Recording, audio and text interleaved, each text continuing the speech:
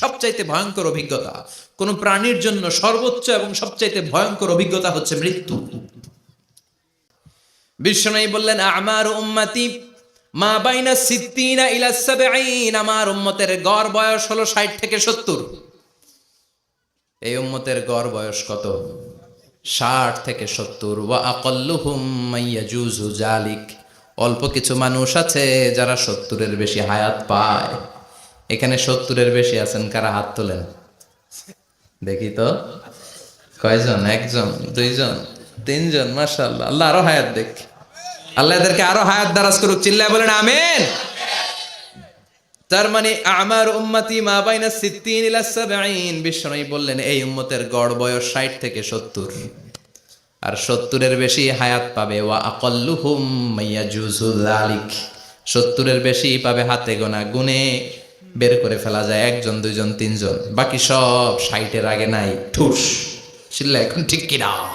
আবার আল্লাহ বললেন, গোলাম, স্পেশাল একজন ফেরেশতা আমি মরণের জন্য সিলেক্ট করলাম, নাম মালাকুল মাউত। তাকে আমরা আজরাইল বলে চিনি। এই মালাকুল মাউত তার বাহিনী নিয়ে নির্ধারিত টাইমে গোটা বিশ্বের সব মানুষের রূহ কবজ করে। অন টাইম নাকি দেরি করে? মালাকুল মাউত আগেও আসে না, পরেও আসে না। সুবহানাল্লাহ পড়েন। সাইয়েদনা সুলাইমান আলাইহিস সালামের জামানাতে ওনার এক ওয়াজির ছিল, মন্ত্রী। ওই মন্ত্রীকে নিয়ে উনি বৈঠক করতেন। ওনার সময় উনি মালাকুল মাউতের সাথে বৈঠক করতেন। শুনতেছেন? আপনাদের মনোযোগ আছে তো? উনি বৈঠকে বসেছেন, মালাকুল মাউতও বসা, ওয়াজিরও বসা। হঠাৎ মালাকুল মাউত ওয়াজিরের দিকে বড় বড় চোখ করে তাকাচ্ছে। বড় বড় চোখ করে তাকানোতে ওয়াজির ভয় পেয়েছে। হঠাৎ মালাকুল মাউত চলে গেল। ওয়াজির বলে, ও সুলাইমান আলাইহিস সালাম, এই যে লোকটা বড় বড় চোখ করে আমার দিকে তাকালো, এটা কে? সাইয়েদনা সুলাইমান বলে, হাদা মালাকুল মাউত। যে বর্ণনাটা বলছি এটা হাদিস না, এটা হচ্ছে ইসরাইলিয়া, জিউস ট্র্যাডিশন। কোরআন হাদিসের সাথে কোনো দ্বন্দ্ব নাই, তাই বর্ণনা করা যাবে। বিষ্ণু বলেছেন, বাল্লিগু আন্নি ওয়ালাউ আয়া। আবার বলেছেন, ওয়া হাদ্দিসু আন বনি ইসরাইল ওয়ালা হারাজ। বনি ইসরাইলের ট্র্যাডিশন বর্ণনা করো, জিউস ট্র্যাডিশন বর্ণনা করো, এতে কোনো সমস্যা নাই। ওয়াজির বলে, ও সাইয়েদনা সুলাইমান, বড় বড় চোখ করে যে তাকালো লোকটাকে? সাইয়েদনা সুলাইমান বলে, হ্যাঁ দা মালাকুল মাউত, এটা মৃত্যুর ফেরেশতা। ওয়াজিরের কলিজায় পানি নেই। এটা কি ফেরেশতা? শুনে তো পিলে চমকে গিয়েছে। কয় কি? মালাকুল মাউত তো আমার চিনে ফেলাইছে, বাড়ি চিনে ফেলছে, আমার খবর আছে। সাইয়েদনা সুলাইমান আলাইহিস সালাম জিনদেরকে দিয়ে কাজ করাতেন, মেঘমালাকে দিয়ে কাজ করাতেন, বিশাল সিংহাসন নিয়ে পৃথিবীর প্রাচ্য থেকে পাশ্চাত্যে ঘুরে বেড়াতেন। সাইয়েদনা সুলাইমানকে ওয়াজির বলে, ও সুলাইমান, মেঘমালাকে আদেশ করে দেন, আমি আর এই ফিলিস্তিনের ভূখণ্ডে থাকতে চাই না। আকাশের মেঘমালার উপরে আমারে বসিয়ে দেন, আর বলে দেন আমারে নিয়ে যেন আকাশের মেঘমালা হিন্দুস্তানের ওই দূর পর্বতে রেখে আসে।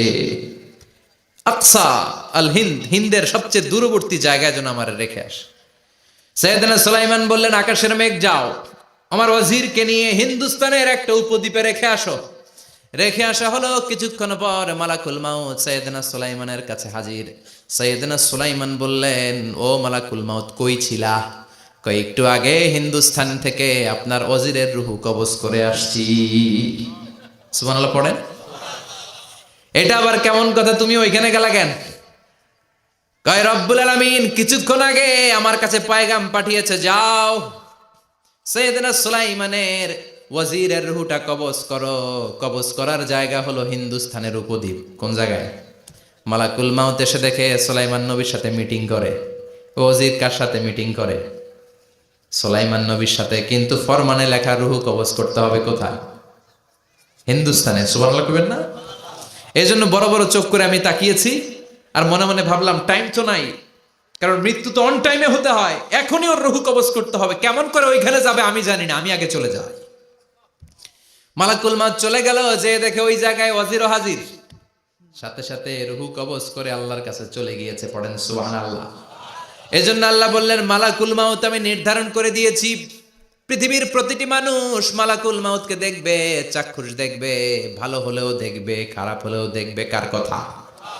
ভালো মানুষ যদি হয়, আল্লাহওয়ালা যদি হয়, ইসলাম প্রিয় যদি হয়, ডানপন্থী যদি হয়, মৃত্যুর সময় মালাকুল মাউত আলা সূরাতি শাবিন আলা আহসানি সূরা, একজন যুবকের আকৃতিতে চমৎকার ধবধবে সাদা একটা জুব্বা পরে জান্নাত থেকে জান্নাতি কাফন নিয়ে হানুত মিন হানুতিল জান্নাহ, জান্নাতের সুগন্ধি নিয়ে মুমূর্ষু রোগীর মাথার সামনে এসে বসে যায় আর দেহটার ইঙ্গিত করে বলে, ইয়া আইয়াতুহান নাফসুত তাইয়্যিবা, ও পবিত্র আত্মা।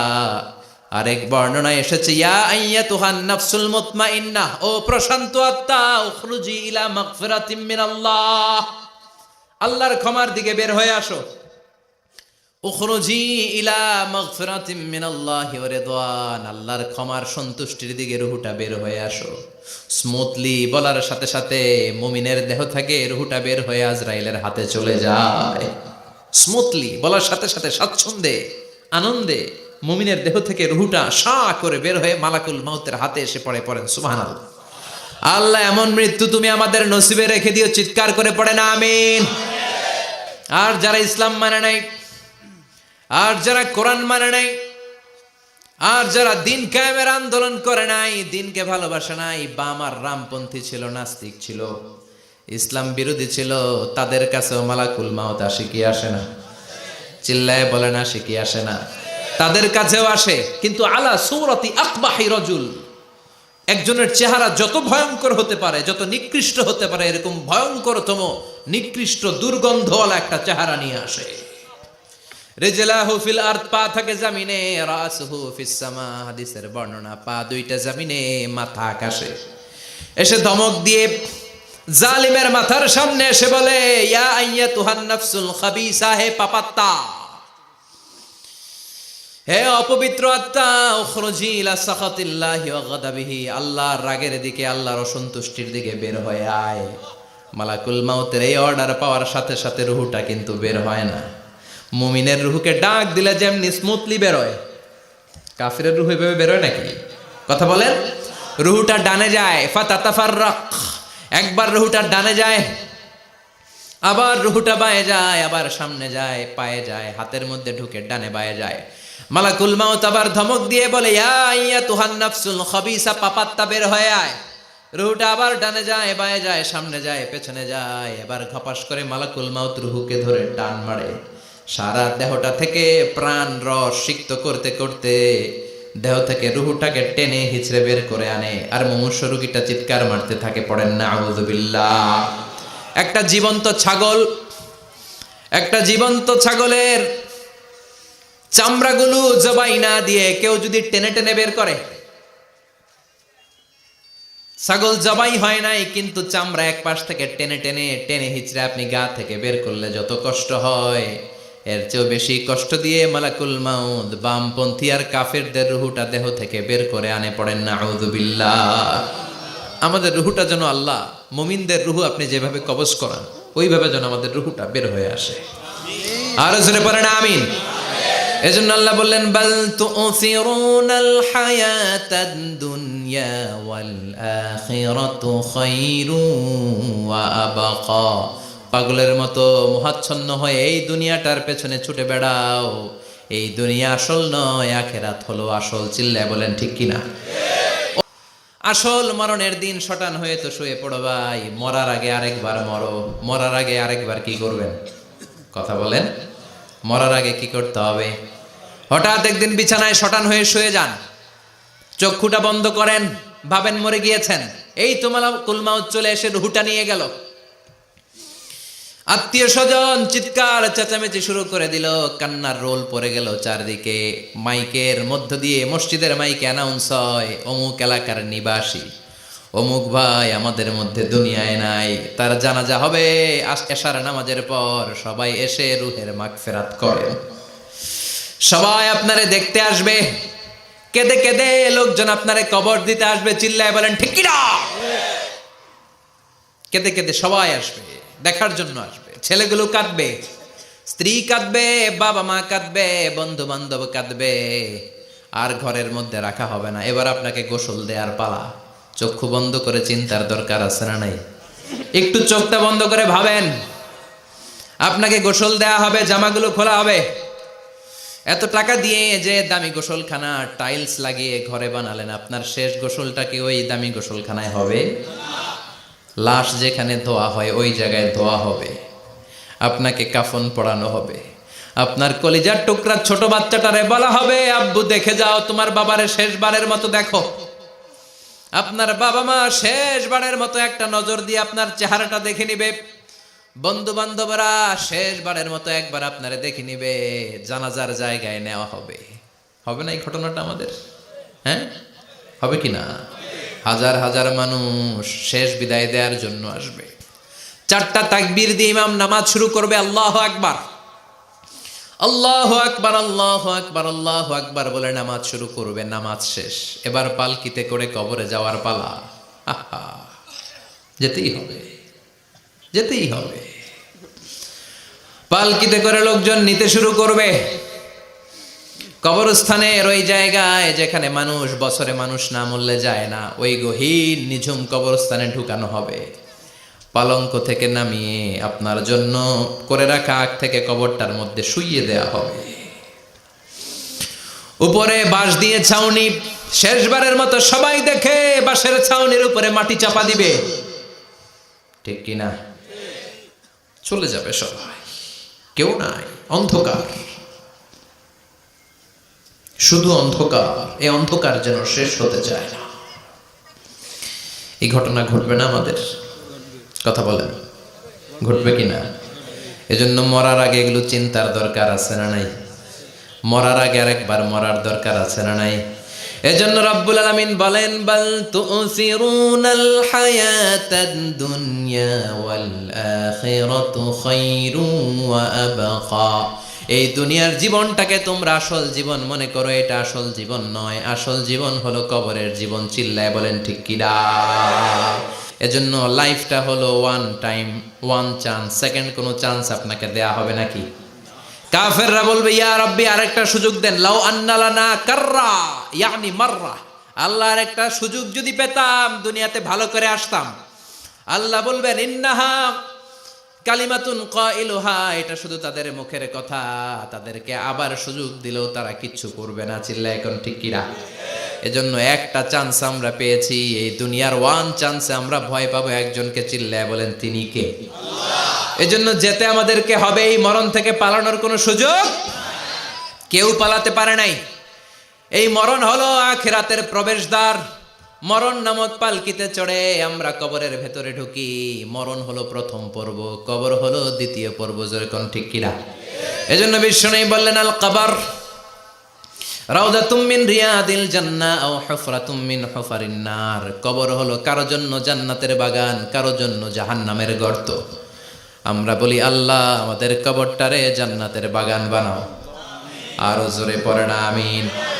আবার বিশ্বনবী বললেন, ইন্নাল কবরা আউয়াল মানজিল মিন মানাজিলিল আখিরাহ। কবর হলো আখিরাতের মানজিলগুলোর প্রথম মানজিল। আখিরাতে একটার পরে একটা অনেকগুলো স্টেশন আপনাকে পার হতে হবে। প্রথম স্টেশনটার নাম হলো কবর। প্রথম স্টেশনের নাম কি? এই কবর নামক স্টেশনে যদি আপনি মাফ পেয়ে যান, সামনের সব স্টেশনগুলোতে মাফের ব্যবস্থা করবে কে? আল্লাহ। আর কবর নামক স্টেশনে যদি ধরা খেয়ে যান, আপনার মায়ের আছে না নাই? লাশটাকে যখন রাখা হয়, লাশটা চিনে কে আমারে রাখলো, কে আমাকে ধৌত করলো, কে আমারে কাফন পড়ালো। এজন্য বিশ্বনবী বলেছেন, মুমূর্ষের সামনে বসে বসে পড়ো, লা ইলাহা ইল্লাল্লাহু মুহাম্মাদুর রাসূলুল্লাহ। লাকিনু মাউতাকুম লা ইলাহা ইল্লাল্লাহ। মুমূর্ষের সামনে দাঁড়িয়ে দাঁড়িয়ে পড়ো, লা ইলাহা ইল্লাল্লাহ। এই লা ইলাহা হচ্ছে জীবিতদের জন্য কালিমা, আর আমরা মরার পরে এই জিকির করি। ঠিক না?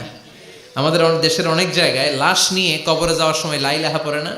না, এটা আগের জিকির, মরার আগের জিকির। মরার আগে আপনাকে অ্যানাউন্সমেন্ট দিতে হবে, আল্লাহ ছাড়া কোনো ইলাহ নাই, বিশ্বনবী হচ্ছেন শেষ নবী এবং রাসূল। চিল্লায় বলেন ঠিক কি না? লাশটাকে যখন রেখে দেয়া হয়, বিশ্বনবী যত মানুষকে কবরে রেখেছেন তারপরে দাঁড়িয়েছেন আর বলেছেন, ইস্তাগফিরু লিআখিকুম, তোমার ভাইদের জন্য তোমরা দোয়া করো। ফাইন্নাহুল আনা ইউসআল, এখনই তাকে কবরে সওয়াল করা হবে। কবরে প্রশ্ন আছে না নাই? কথা বলেন। বিশ্বনবী খাদিজাতুল কুবরা ওনার প্রথম স্ত্রী খাদিজাতুল কুবরা তাহেরাকে কবরের মধ্যে রেখে দিয়ে কাঁদতে শুরু করলেন, চোখের পানি ছেড়ে অনেক দোয়া করলেন। দোয়া শেষে সব সাহাবারা ঘরে ফিরে যায়, বিশ্বনবী যায় না। সাইয়েদনা আবু বকর বললেন, ও নবী চলেন ঘরে যাই। অনেক তো দোয়া করলেন, বিশ্বনবী বললেন, আবু বকর তুমি যাও, আমি যাব না। এইটা সাধারণ মহিলা না, এটা বিপদের দিনের সঙ্গিনী খাদিজা। মক্কায় যখন আমার কেউ ছিল না, খাদিজা আমারে ভুলে নাই। 3 বছর কাফিররা আমাকে জেলখানায় বন্দি রেখেছে, নাম শিয়াবে আবি তালেবের জেলখানা। আমার স্ত্রী ওই জেলখানার জীবনেও আমারে ছাড়ে নাই, আমার সাথে 3 বছর খাদিজাও জেল খেটেছে। এই একটাই মহিলা, যেই মহিলাকে আল্লাহ আরশের উপর থেকে সালাম দিয়েছে, মহিলাটার নাম খাদিজা। আল্লাহু আকবার। আমার সব সন্তান আল্লাহ খাদিজার পেট থেকে দিয়েছে। ফাতেমাতুজ জোহরা খাদিজার মেয়ে, জাইনাব খাদিজার মেয়ে, উম্মে কুলসুম খাদিজার মেয়ে, রুকাইয়া খাদিজার মেয়ে, আবুল কাসেম বিশ্বনবীর ছেলে খাদিজার ছেলে, আব্দুল্লাহ যাকে তাইয়্যিব এবং তাহের নামে আমরা চিনি, সেও খাদিজার ছেলে। সুবহানাল্লাহ। ও আবু বকর, আমার এই কলিজার টুকরা প্রিয়তমা খাদিজারে রেখে দিয়ে কেমনে বাসায় যায়? তুমি যাও, আমি দাঁড়িয়ে থাকবো। এখনই মুনকার নাকির এসে খাদিজারে প্রশ্ন করবে, আমি দেখবো খাদিজা উত্তর দিতে পারে কিনা। আর প্রশ্নের উত্তর যদি ভুল করে ফেলে, কবরের উপর থেকে আমি নিজে প্রশ্নের উত্তর দিয়ে দেব। সাইয়েদনা জিব্রাইল বললেন, নবী আপনার আর দাঁড়িয়ে থাকার দরকার নাই, আবু বকরের সাথে ঘরে চলে যান। আল্লাহ জানিয়ে দিয়েছে, খাদিজার কবরের প্রশ্নে যদি কোনো সমস্যা হয়, আরশের উপর থেকে খাদিজার প্রশ্নের জবাব আল্লাহ নিজে দিয়ে দিবে। এজন্য কবরের আযাব থেকে বিশ্বনবী পানাহ চেয়েছেন। বিশ্বনবী বলেছেন, আল্লাহুম্মা ইন্না নাউযু বিকা মিন আযাবিল কবর। ও আল্লাহ, কবরের আযাব থেকে তুমি আমাদেরকে বাঁচাও। পড়েন আমিন। কবরে মুমিনদেরকে 4টা প্রশ্ন করা হবে, কাফিরদেরকে 3টা প্রশ্ন। চিৎকার করে বলেন, মুমিনের প্রশ্ন কয়টা? আর জোরে বলেন। প্রথম প্রশ্ন, মার রব্বুক, তোর রবের নাম কি? আমরা কি বলবো? আল্লাহ আমারে রব, এই রবি আমার সব, দমে দমে তনু মনে তারি অনুভব। আল্লাহ আমারে রব, এই রবি আমার সব। পড়েন আমিন।